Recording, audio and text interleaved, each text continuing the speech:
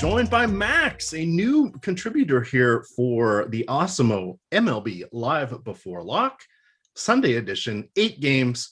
Max, tell the people about yourself.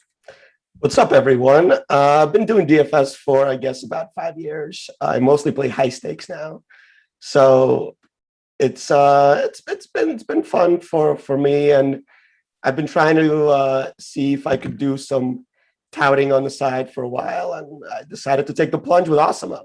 So I'm excited to be here and talk to you guys about some baseball. Excellent. It will definitely be a good time. We have 8 games to cover today. And of course, I am in the midst of a coughing fit right now, which is just great. But we will be covering these. There's no Coors Field on the main slate today. The sites are skipping that one. They kind of have been leaving off that 3 o'clock game the last couple of years. That's also when Texas generally plays. So not quite as exciting. No real weather concerns at this point. But we do have, let's see, our first game here. Some interesting pitching options. So we're we're 4 days in, so we're starting to see back end of the rotations. Only one team today is going to be going with an opener. That will be Texas.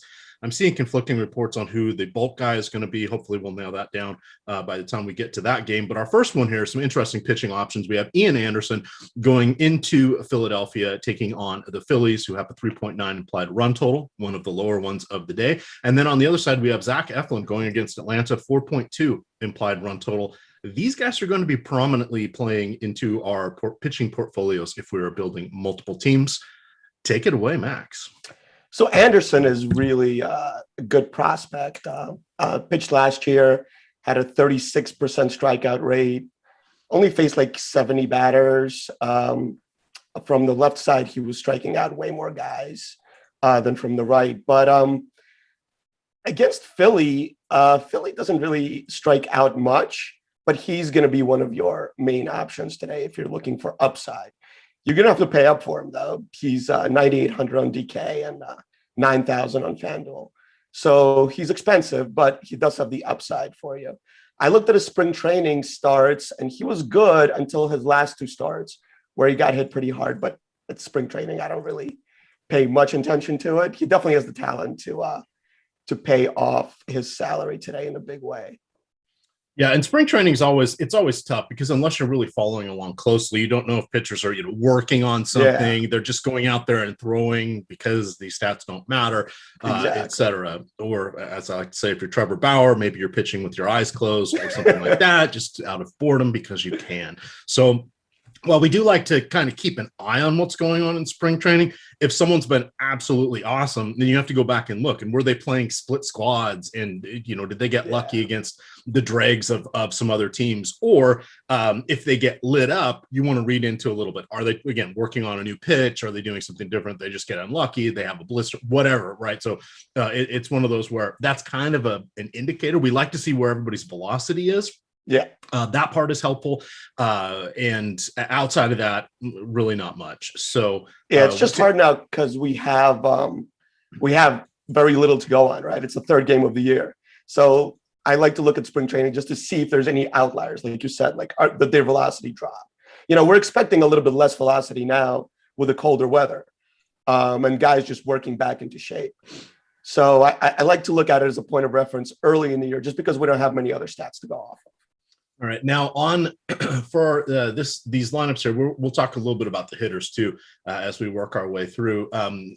Mediocre implied run totals here. It's going to be in the low 60s, upper 50s, low 60s throughout the game here in Philadelphia. Light breeze coming in from left field, so nothing really to write home about there. Are these teams you would stack, or are you considering more one-offs? And so let's back up a second. Stacking is key in baseball. We've learned that, and we've even seen a lot where even going 5-0 or 4-0 is not always the best thing to do on larger slates.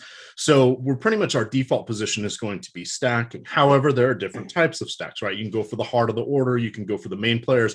You can do the wraparound stack. And if you're using an optimizer, it'll give you exactly what you ask, but you need to go look and see what the players are popping up. Because if I say, oh yeah, great, I've got a whole bunch of 4-man Brave stacks, and I'm not getting Acuna, Albies, Freeman, or Ozuna with much frequency because I'm landing on Austin Riley and Christian Pache, That's not the way to do it. That would be more of a secondary stack. That would be okay if I'm loading up on the Yankees on my other stack or something different. So for those of you, as you're going back into the recesses of your mind, trying to remember how the hell do I build lineups again? That's a little learning curve. Let's save you a couple slates of pain just by putting that one up front. So among these guys, is it kind of the top of the order? I see we have for both sides, they both kind of drop off pretty healthy there, but we've got, Bryce Harper, Alec Boehm, Freddie Freeman, Ozzie Albies, I think are our key plays. Any of those guys standing out? Ronald Acuna feels like a nosebleed play at 5,900. Yes, 6K is crazy. I mean, Atlanta's been really cold in the last 2 games, right? But we don't really care much about short-term stats. I would stack full teams here. I would stack 5 guys if you want to take a shot at like just Atlanta destroying Eflin. Eflin can give up some home runs. So, like Freddie Freeman from the left side, Ozzie Albies from the left side could hit him hard.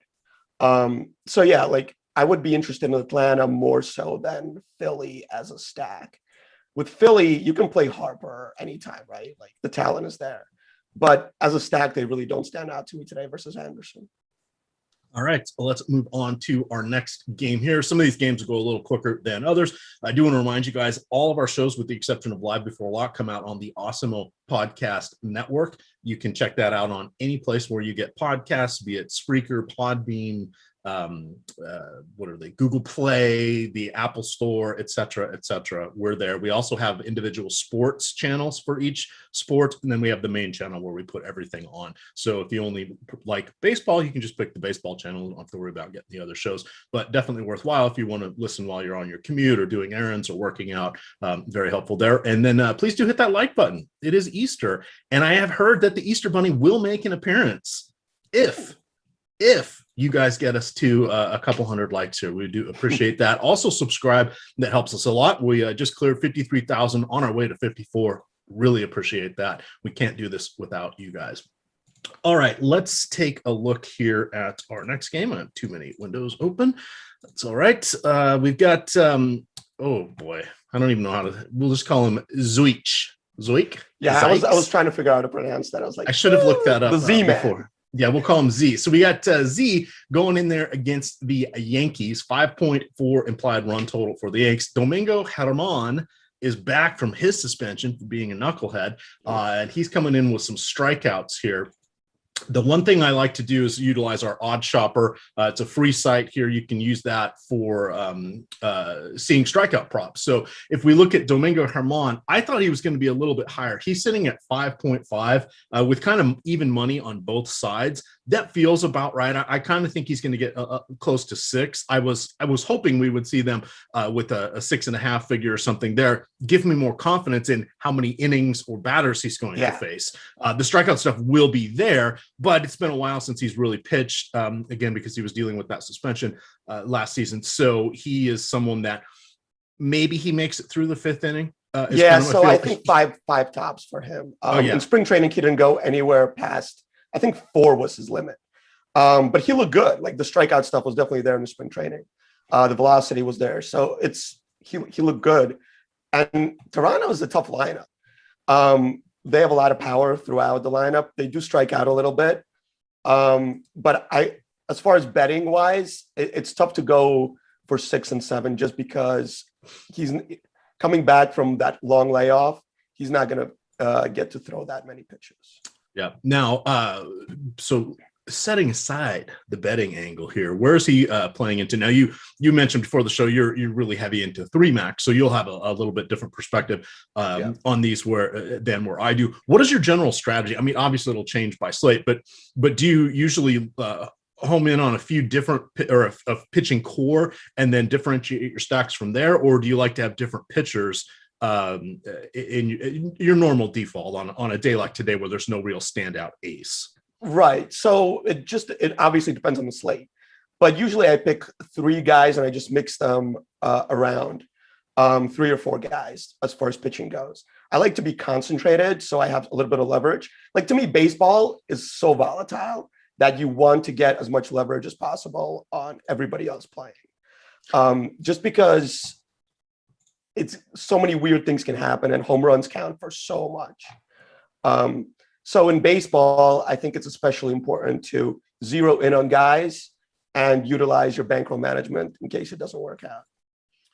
And does Domingo Germán make your short list? I like Germán today. I think he's priced well for today's slate. I think the strikeout upside is there. And honestly, when I look at pitchers, I look at strikeouts. That's the most important thing, especially on DraftKings. So Germán definitely has the upside today to make my short list. Excellent. All right. TJ on the other side, not someone I'm particularly excited about. No, not against the Yankees and not in general. Yeah. He's more of a contact guy. I think he had in 10 innings in spring training, he had 2 strikeouts. So that's not a very good strikeout ratio.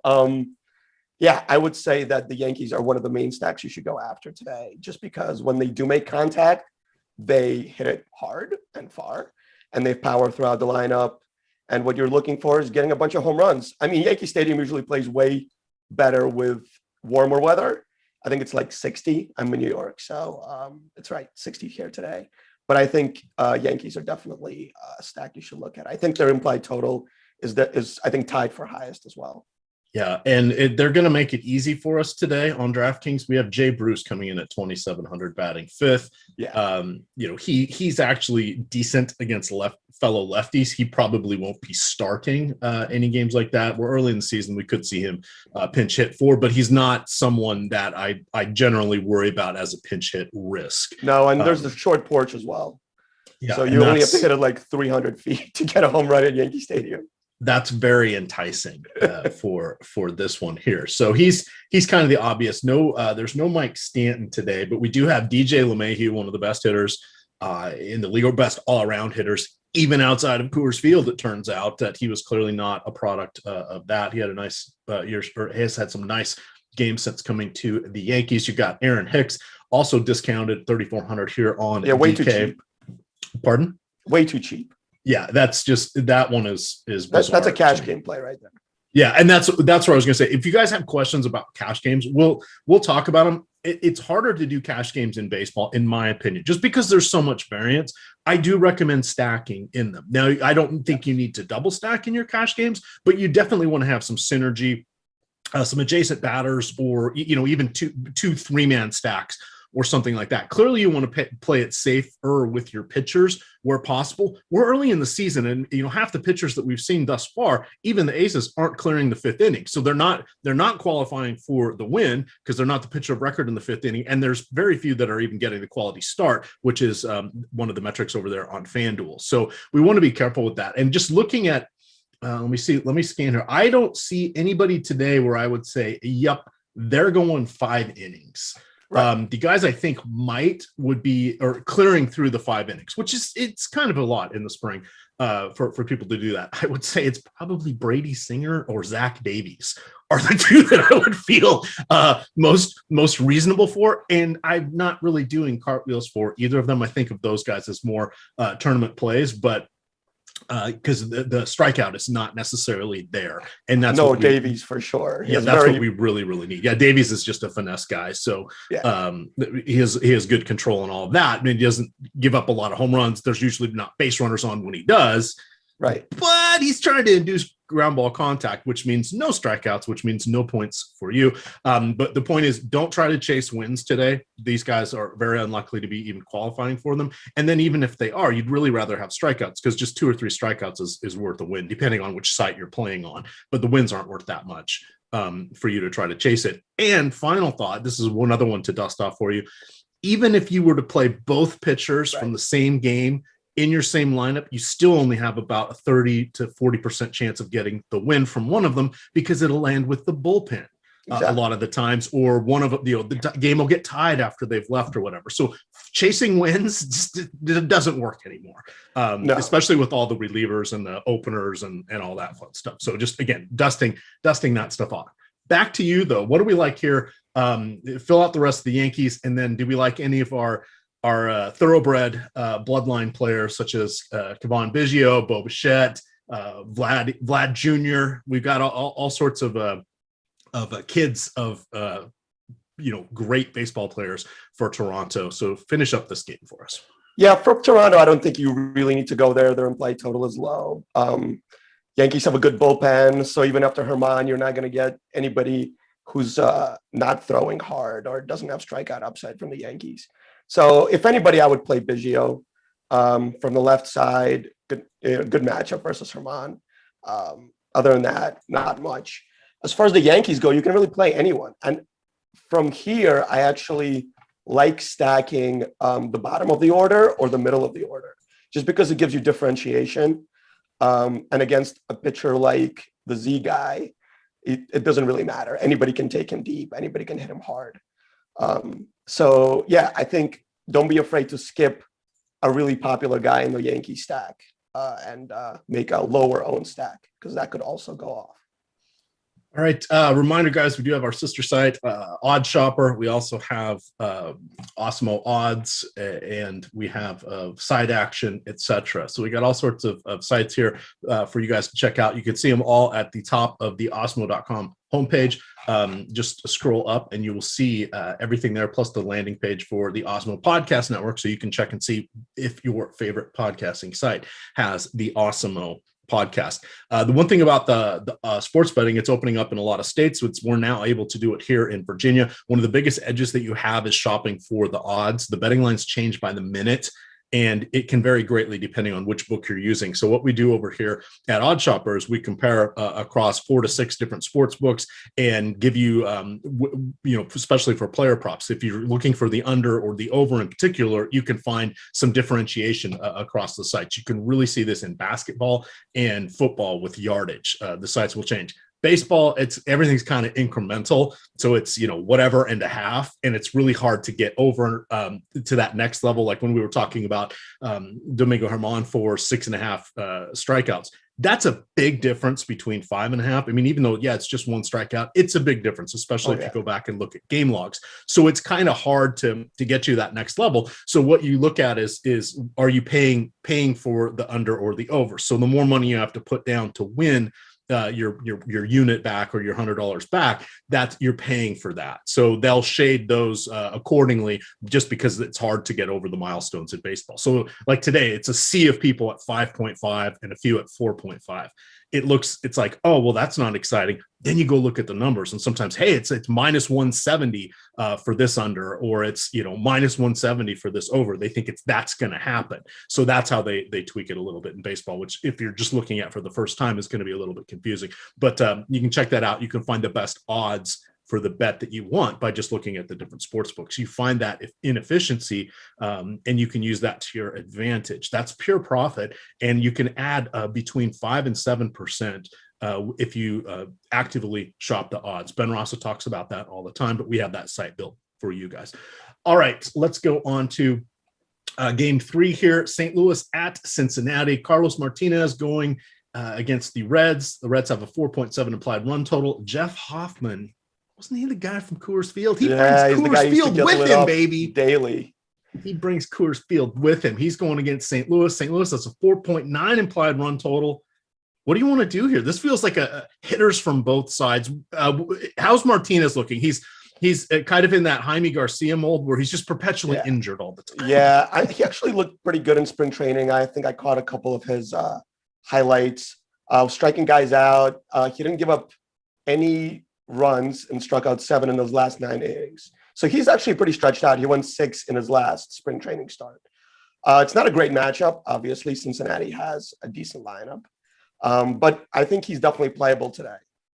As far as Hoffman, though, I think he is probably the worst pitcher on the slate. And I think the Cardinals are actually my favorite stack today. 1 through 5 looks really good, especially in the Great American. It's still Great American, right? Great American Small Park. You know it. Exactly. Great American Home Run Park. So, I think they have probably the most upside, I would say, out of any stack on this slate. All right. On the other side, and that's one of those where there are going to be just some blanket indictments. We're like, yep, play these guys. This is one of those spots. Now, if we look over here going against Carlos Martinez, we kind of want to look a little bit to the lefties. He doesn't have extreme splits, but we would like to find a little bit of the platoon advantage there. Let me get back to my starting lineups page because I keep clicking. And Naquin is really cheap leading off for the Reds. Yeah, that's what I wanted to see is they announced that lineup, right? Yeah. Sorry, and I'm calling this up. Go ahead and go through the top four here. I closed. So Naquin, Castellanos, Votto, Suarez, and Moustakas. So Naquin and Moustakas are probably my favorite. You can use Moustakas as a one-off or Naquin as a one-off, just because they have power. So you can definitely get a home run against Martinez there. All right, there we go. Yeah, the bottom. I was going to see where's Nick Senzel. So Senzel's always interesting. He's got a little bit of power. He's another cheapie. That's your direct pivot away from Jay Bruce. A very similar price point there on DraftKings. Wish it was a little bit easier of a pitcher than Carlos Martinez, but he's probably going to see the bullpen for a couple at bats as well. Naquin, do you feel he's a pinch hit risk? I don't think so. Just because leading off, I think he's going to give you enough at bats where it's going to be worth it no matter what at 2.6K. Like even if it does get pinch hit for. So yeah, I still would play him in any format really. But the other side is really where I'm more interested. They're more expensive, but I think there's no really expensive pitching today that you have to pay up for. So I think you can get 1 through 5 on the Cardinals side pretty easily, and they work really well as a stack. Hoffman, I know it was at Coors, but he gave out 50% hard hits to righties last year in kind of a small sample, but still, we've seen enough of him to know that he's not a great pitcher. And 50% fly balls just means that you're going to get a good amount of chances at getting your home runs. 50% hard hits and 50% fly balls. So that's a double whammy there. All right. Not much else in this one in particular. Martinez probably will be about 10% of my lineups is my guess, just because I like to look for a little differentiation. I'm going to build somewhere between 150 and 200 lineups today, and I like to do some mixing and matching, especially at this point in the season. There's no real discount dandies I trust. I've set Hoffman for 5%. I doubt I'll get him in any lineups. If you're using your optimizer, what you want to remember is you need to have your pitchers, if you're playing on the 2-pitcher site, it needs to equal about 200% for you to, or I like to go sometimes as high as 250. So there's differentiation amongst your players. If you leave some guys uncapped, then you're just going to get whoever the best point per dollar guy is. You don't want to go that route in pitching just because it's so volatile. Get a lucky called third strike, unlucky home run, and you're doing, there's just incredible variance with the pitchers. So I like to kind of mix and match here. Sometimes we'll get a pitcher's duel like we did yesterday in Minnesota and Milwaukee, or with Minnesota in Milwaukee. That was a fun game to watch. That's not really going to happen a lot until we start seeing teams suffering from potential COVID outbreaks or other injuries or what have you, and they're starting to get really thin, and then we get some aces going against them. That's not really right now. Most everybody's relatively healthy, so it's harder to find those sorts of things. That said, let's move on to Cleveland and Detroit. This one is going to be about 60 degrees, no wind to worry about. There's no precipitation issues throughout the day. We have Aaron Savali going against Tariq Skubal. I like Aaron Savali. I like anybody going against Detroit, but 9,600s on DK? What am I getting? I want 10 strikeouts for 9,600. Yeah, he doesn't have the upside here. I think he is actually going to be coming in lower owned than you would think for one of the top pitchers on the slate, but he just doesn't have the upside for me at 9.6K. Like I would just much rather take Anderson, even though Detroit has, some strikeout candidates. I think they were 5th in strikeout percentage last year. To me, Savali doesn't have the upside that I want at that price. I'm actually interested in Skubal a little bit at 7.3K. Let's talk about him. So he came up on the shortened season last year. It was kind of his rookie year. And And this is because they had the alternative training sites, but there really was no minor league games. They were just playing simulated games or split squad games against their own teammates and stuff like that, just trying to stay in shape enough that they could be called up to the big club when we had our abbreviated 60-game season. It was kind of hard. So a lot of these guys we saw were making the jump from AA to the majors, and then they weren't having a midway through the minor league season getting up to the majors. They were going in cold. So it was hard to get a read on some of these guys. We want to give them a little bit of a mulligan. It was kind of think of that like their sort of spring training performance. So the guys that did well, there's no guarantee they're going to do well again. The guys that got knocked around, well, let's see if they learned from it from there. Having set the stage there, talk to us about Skubal a little bit. Is there anybody that worries you in that Cleveland batting order? I mean, the Cleveland batting order is obviously good. There's some righties there with power. It's always a little scary, but he's 7.3K, right? And he struck out 28% of batters last year. So there's upside. And that's what really you're looking for with a cheap guy. It's the third game of the year. The hitters are just as cold as the pitchers. You can get a good start out of a Skubal, and at low ownership with some strikeout upside, I think he can be a Slate winning type pitcher. All right. That's sometimes you want to, I don't know. Baseball is everything with a grain of salt. I always like to say, borrowing from the phrase, no matter how good you are, you're going to lose a third of the games. No matter how bad you are, you're going to win a third of your games. It's the other third of the games that matter. That's what I say about pitchers. Each pitcher is going to make about 30 starts throughout the year.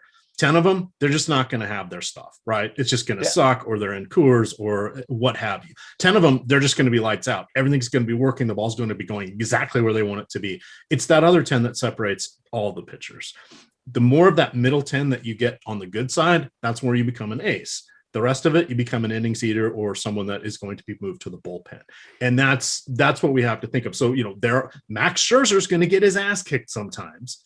And sometimes he's going to flirt with the no-hitter, right? That's just right. It's just how it's going to be from these. So every now and then we'll say, why are you picking this player? It's just like at some point they're going to have a good start, or some point they're going to have a bad start. We're trying to guess, but in one of the most variant sports there is, where some of this is reading the tea leaves, if you will. But we want to embrace that variance, and that's what we teach you how to do here at Awesemo.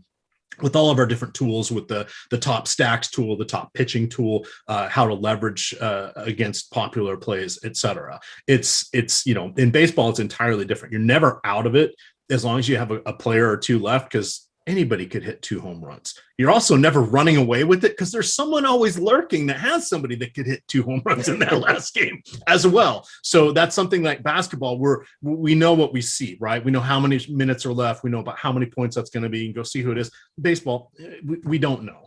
It's a wild card. So that's something where you want to try to maintain your play, maintain your strategy, and play a lot of slates. And that way you can sort of normalize the up and down roller coaster that's just inherent, not only with DFS, but it's on steroids. Wink, wink. See what I did there for baseball?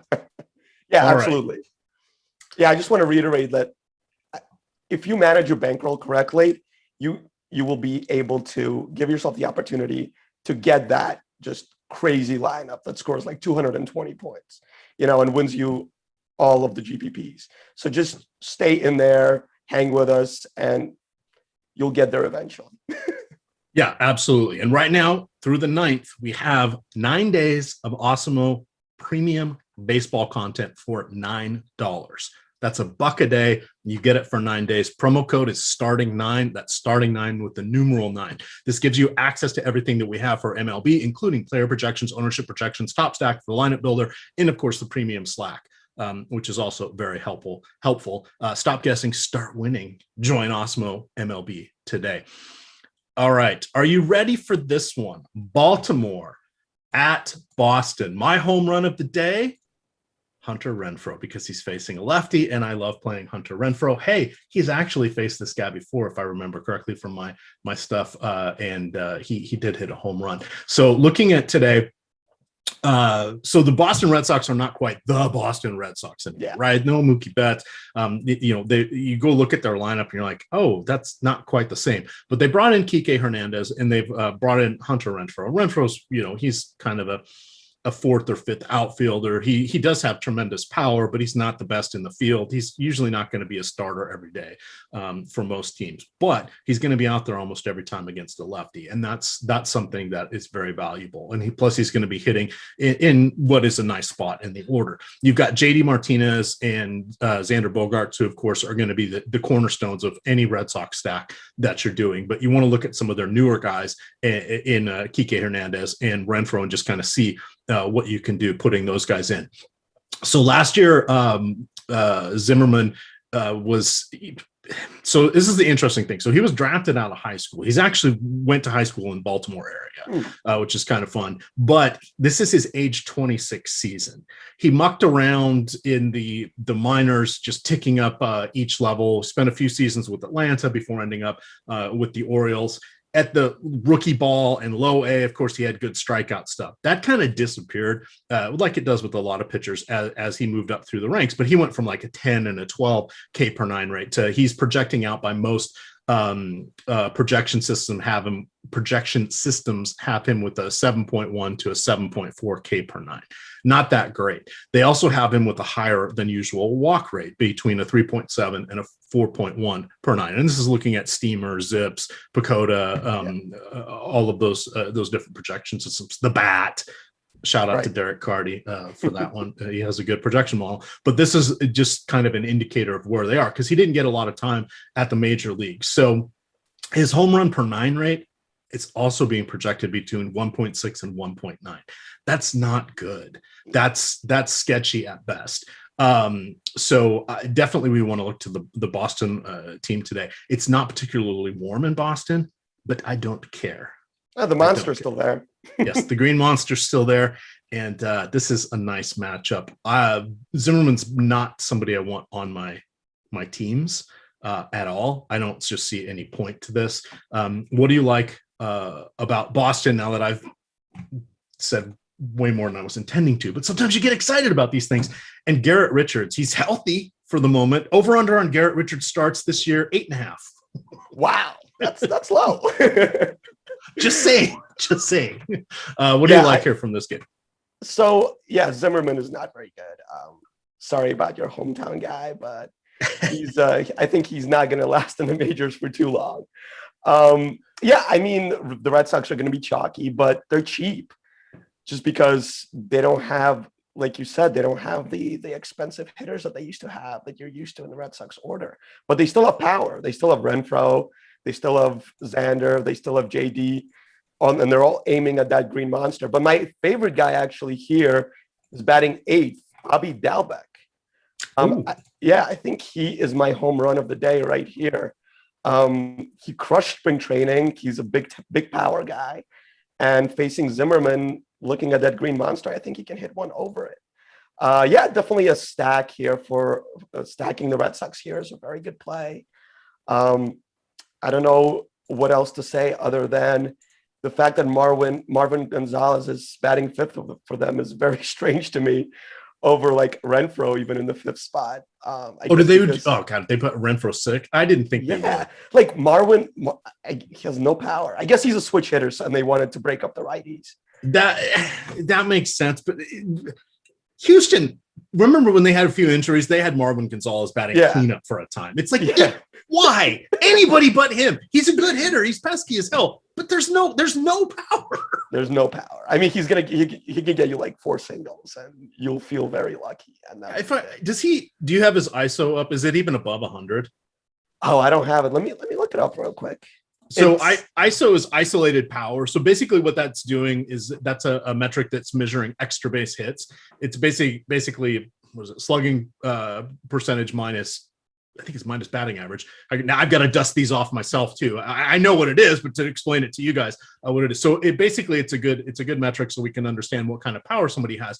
And then X ISO would be expected ISO. And that's what some of the sites like StatCast, et cetera, are measuring the launch angle of the ball, what the pitch was, and what the expected outcome was. Yeah. Because based on all of those metrics we're sort of like, okay, are they just getting unlucky? Are they just missing it? So if you have somebody with an expected ISO of 400 and they're getting a real ISO of 200, they've been unlucky. Other, some people may have an expected ISO of 250 and they really should have a real ISO of 160. Maybe those are the screaming line drives that just clear the fence, right? So that's sort of what those numbers mean as again, as we take the training wheels off and try to start, as we embark on our still 195 days of baseball ahead of us. So you were so close. He actually had a 109 ISO last year. Okay. Which isn't good. He had 226 ISO in 2017, and it's been all downhill from there. That was in Houston. So with Minnesota last year, not very good, not a lot of power. I would skip him out of my stacks if I was building it. And that's another thing, like, don't be afraid to skip a guy in your stack. Yeah, obviously picking everybody in order is better for upside just because you'll get more at bats. But we're looking for GPP winning score, right? Most of the time. So I wouldn't hesitate to skip a guy like Marwin with low power and play a guy like Dalbec instead. All right. Achi Blue asks, is Richards stretched out? I think the most he went was 5 innings. So he's as stretched out as everybody else, I would say. I do have him on my list just because I feel like he's under projected today. And if the projection sites don't like him, I think he will be lower owned, which means you can get some leverage on people. So yeah, I think he's a fine play. He's a little bit more expensive than I would like at 8.9K, but I think he can give you 5-6 innings if he's running good. And he's always had good strikeout stuff. Like you said, injuries have been his issue, but the stuff is there. Like, he has a good breaking ball. He has a good fastball. So yeah, I think he's definitely in play. So and I love to kind of joke, but I do use the MLB starting lineups page, their probable pitchers page, because sometimes they'll have some interesting stuff in there, but they also have old school analysis, which is like the worst ever. So this is good part here. The lanky righty looks forward to starting his first season with the Red Sox. The key for Richards, who has the potential to throw electric stuff, is to stay healthy. He hasn't pitched more than 100 innings in a season since 2015. Okay, that's all very helpful. Now here's their analysis. Richards is 0 for 4 lifetime against the Orioles with a 4.56 ERA. That's not even current Oriole hitters. That's just Oriole hitters. Yeah, no, nobody cares. Nobody cares what his record was and what happened in the past. Never change MLB baseball page. Never change. It brings me joy to read these. They'll eventually have to grow up, right? EMac, like, they'll eventually have to get with a program and start putting some StatCast numbers in there and advanced statistics. I don't know. It's probably somebody who's 75 still writing these. Seriously. Well, let's not knock them, because it's a valuable resource. Plus, that's usually your best source to know who's going to be starting, and that's what most of the other sites are going off of, because they usually are getting the official news first. Sometimes we'll get the fantasy sites kind of guessing just because we need something in there. But there is value in this page, and it's also helpful because they can tell you recent. They'll point out a lot of times if they're coming off an injury, or if they were pulled early in a game for a blister, or they're working on a new pitch, or they're what have you. There is some valuable information there. Yeah, there's also some not so valuable go to news. If you need news, go to them. If you need fantasy advice and stuff like that, come to us. All right, but all that said, so this is an interesting spot because the Orioles are cheap. You have Cedric Mullins and Trey Mancini. Minimum Mancini's min price. I feel like they still haven't. Those guys are actually decent hitters. Mullins is okay. Mancini is really good. Mancini's good. Mullins is all right. He's a little speed. He's one of those perpetual September call-ups. Now he's going to be an everyday player. Ryan Mountcastle is 4,200. He's probably. Well, these guys are all good prospects. Anthony Santander is solid. Rio Ruiz has some pop, can't hit shitty for, pardon me, not great at contact, but does have power. Maikel Franco actually connects with the ball. He just can never, he tried to resurrect his career in Kansas City last year. He's going to be a fixture in the lineup here. No Chris Davis. They're still paying his contract, but no Chris Davis. Freddie Galvis, he's borrow a phrase from my friend Pepsi 7.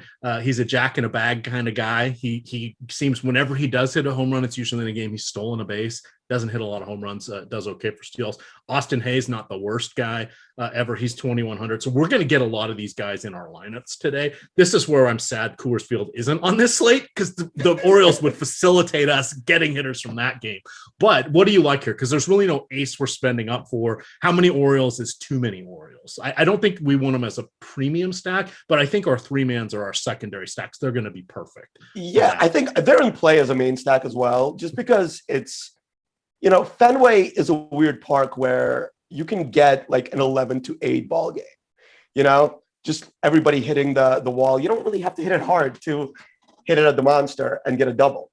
So yeah, I definitely think Orioles are in play. I mean, Mancini is just a stupid price at 2K. He's mispriced. Eventually DraftKings is going to have to go into the pricing algorithm and correct that. Yeah, he should be for where he is, and in this matchup, he should probably be $4,100. Yeah, if he was in the bottom of the order, he'd be 3,700. Right? Yeah, something like that. Exactly. But yeah, I feel like if you want to stack them, they're just very cheap to stack 1 through 5. And Richards does give up some power just because he's around the plate. So definitely one of the stacks that you should consider today. Like you said, not a premium stack. I think there's probably 4 premium stacks. We've spoken about 2 of them, and I think 2 more are coming up. So yeah, I would play the Orioles. And Mancini you can play anywhere. You can play him as a one-off to fit a pitcher you like. You can play him as a one-off to fit an expensive stack like the Yankees or the Cardinals. So definitely in play. All right, 3 games to go.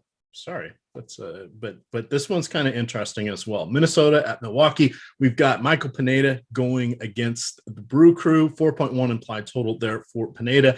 Adrian Hauser coming on the other side. 4 implied run total for him going against the Twins. Twins lineup not quite as daunting as it has been in the past. Let's see who made it today.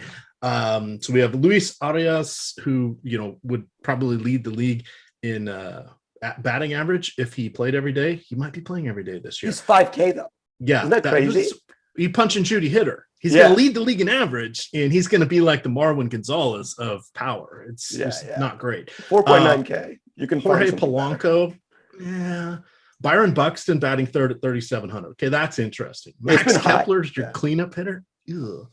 Jake Cave. Oh. Mitch Garver, Andrelton Simmons. Where's the power? Miguel Sano.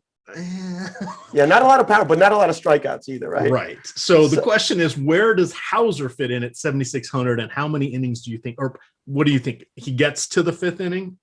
Yeah. So I looked at his spring training stuff, just like I did for everybody else, just have a point of reference.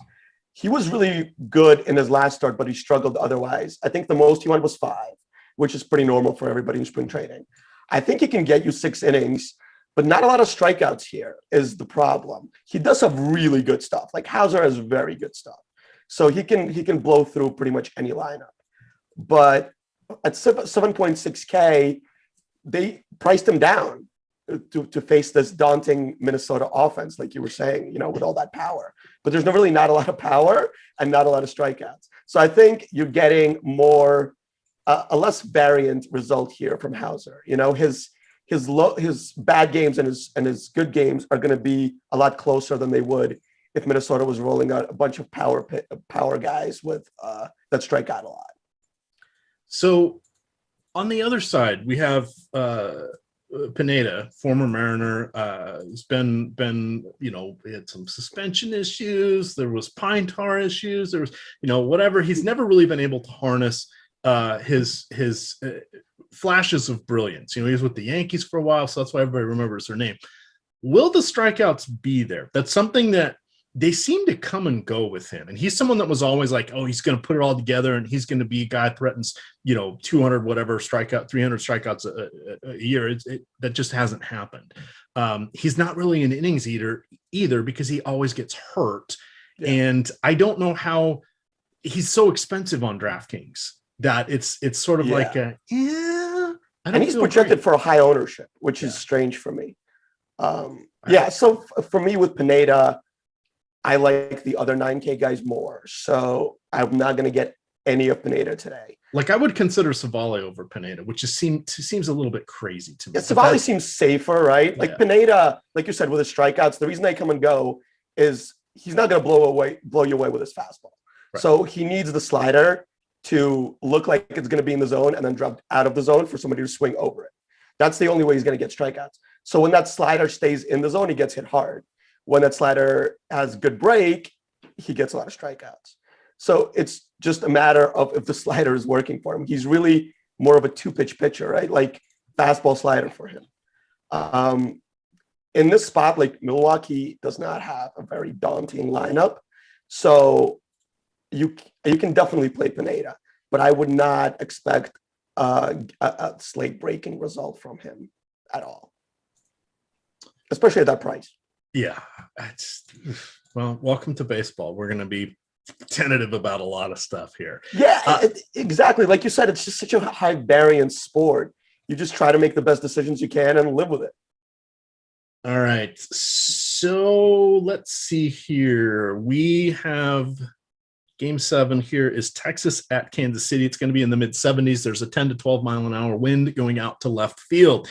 Jordan Lyles is going to be the opener. I did not search and confirm. Last I saw, Wes Benjamin was probably going to be the bulk guy. I've seen a couple other names out there, but Texas likes to go. They've started doing this, and they like to go righty-lefty or lefty-righty. So that kind of, if you see a couple names there, and one is the same handedness as whoever's the opener, it's probably going to be the opposite-handed guy. It's just your default guy that you want to go to. The hard thing is they all lock when the game starts. So if we guess wrong or we don't get word from it, you could be left with somebody that's not playing. Now, the opener has become a little bit more predominant. I remember the first year, so 3 seasons ago, when Tampa Bay sort of employed this, sometimes they would say this is going to be the bulk guy, and then they wouldn't pitch him, and they'd pitch him the next day. And it was rather annoying. But I think it's going to be Benjamin. So Lyles and Benjamin are really not priced for their roles, but they're going against Kansas City. Now, Kansas City does have a 5.8 implied run total, so that's going to take the guesswork out of the pitchers for us. I don't want to play either one with one of those high run totals here. Brady Singer on the other side, looking a little expensive, not a strikeout guy. Last year was his rookie season, but if he's got that kind of run support and can make it through the 5th inning, he qualifies for the win. As we mentioned before, a win's worth a couple strikeouts. So we kind of look at it from that angle from him. What do you want to do with this game other than play lots of the Royals? Yeah, Royals are definitely going to be the chalkiest stack. And for good reason. I mean, Lyles isn't very good. The Rangers bullpen is not very good. Like you said, it's like almost 80 degrees in Kansas City. I wish I was there right now. Yeah. It's crazy. Wait, there's a phrase we don't hear much. I wish I was in Kansas City. Yeah, for me, just give me warm weather. So, yeah, I mean, Witt is very expensive, also a very good hitter. But the rest of the Royals are not that expensive. And I think that's what makes them the chalkiest stack today. Yeah, definitely don't play any of the Rangers pitchers. Well, as far as Singer goes, I actually like him today. I think you can get a little bit of differentiation and a little bit of a discount. Like he's at 8.7K. Doesn't need that much to give you a good score today against this Rangers lineup. Not a lot of great hitters in it and a lot of strikeouts, actually. So yeah, give me Brady Singer today. And with the run support, like you said, maybe he gives you that extra 4 points with a win. All right, so we got 850 people watching. Let's get that like button up to the 200 mark. And if you really, really like us, then subscribe. That helps us out against that pesky YouTube algorithm. And the more subscribers we get that watch our shows, the more we get pushed out as to new viewers as landing on their default page. You ever wonder why random stuff shows up on your YouTube homepage? It's their algorithm. Sometimes it's wrong. Help us make it right. Subscribe to Awesemo today. We would appreciate that. It doesn't cost you anything. And as Lofty says, we'll happily refund your misery if you don't like it. All righty, 15 minutes until lock. We may knock off just a moment or two before. Lock is at 105. I want to make sure I get my lineups in. I've done most of my crunches, but a lot of games are starting right off the bat here. So don't in that first 5 minutes. So I want to be careful from that aspect. Now, what do we got here? We've got Pittsburgh at Chicago. The Cubbies, pretty good. Even no Schwarber, they got Jock Peterson now, but they're one of the teams that I think we can consider as a stack. Now, wind is not going to be an issue today. There's a slight 4 to 6 mile an hour breeze going from first base to third base, so it's kind of a crosswind. That's really not going to impact much here. Mitch Keller got his first cup of coffee back in 2019 after working his way through not 1, not 2, not 3, but 6 different minor league seasons. His debut season was solid. He had a 12K per 9. He was unlucky. 7.13 ERA with the 3.5 xFIP, which is fielding independent pitching, which is sort of expected ERA neutralizing everything else. So that's dramatically different. Usually it's off by about a run, one way or the other. That was through 48 innings. Last year, entirely different. His K rate dropped in half. It was 6.7. However, luck was on his side, my friends. 2.91 ERA when he should have had closer to a 6.6 ERA. The truth is somewhere in the middle. I don't want to go searching for the truth, though it is out there, according to Fox Mulder. I don't want to go searching for the truth today against the Cubs. I'm happy to target against him. He doesn't give up a ton of power, but he's not going to strike these guys out. Therefore, I like the Cubs. What do you have here in our final game? Yeah, so Keller is definitely not very good. And the problem with him is the reason he's not getting the strikeouts is he's not getting the chases. He was almost bottom of the barrel from a chase percentage on his pitches. So people are just waiting for him to come in the zone. And when he comes in the zone, they hit him hard or he walks them. So he's getting guys on base. And last year, you're right. Like his ERA was 2.57. Sierra was like 7. So definitely not somebody I would want to target today. And Cubbies, I think, are your 4th mainstream stack, your 4th premium stack of the day. You can really target everyone from this team. Let me look at their lineup. So Happ is leading off. He's 4.7K, but he's the perfect guy here to get a home run for you against the type of pitcher Mitch Keller is, because Happ is very patient, waits for you to come in the zone, and then tries to hit it as far as possible. So yeah, definitely 1 through 5 here. Javi Baez is 5K and batting 6th here. The only 2 guys I wouldn't play are Sogard and Hayward, just because Hayward loves to hit it on the ground, and Sogard is your line drive hitter. Even though Sogard is 2K, wow, that's really cheap. Nerd power. Yeah, the glasses, right? Yep, the goggles. The goggles, right? So yeah, Sogard is also capable of having a 17 pitch at bat. I'm surprised. Yes. I mean, I get why he's not at the top of this particular lineup, but that's something that he did for the Brewers a lot. Is they just put him out there, and then he would 2 times through the order, all of a sudden he's seen 25 pitches of the 100 or so that the starting pitcher is going to throw, and you're like, great, what happened to my pitch counts? Because he fouls everything off. Yeah, it's really annoying to roster pitchers against him, especially early in the season where they're like limited to 80 pitches. And if he gives you a 20 pitch at bat, you're like, oh, why? Yeah. And we're not exaggerating when we say his average bat. I haven't pulled it for this season, but at one point it was double digit pitches. It's crazy. It's crazy. Like he just fouls them all. Whereas the average pitcher usually sees 3.1 to 4.1 pitches per plate appearances. The average hitter does. He's double that. Yeah, it's crazy. So the other guy we should talk about is Davies. I think he's going to be very popular today at 7.9K. Pittsburgh doesn't have a very good lineup here. I actually don't like Davies compared to the other guys in the 7K range just because of his strikeout upside. So for me, for a guy playing GPPs 100%, he is going to be somebody I go under the field on for sure.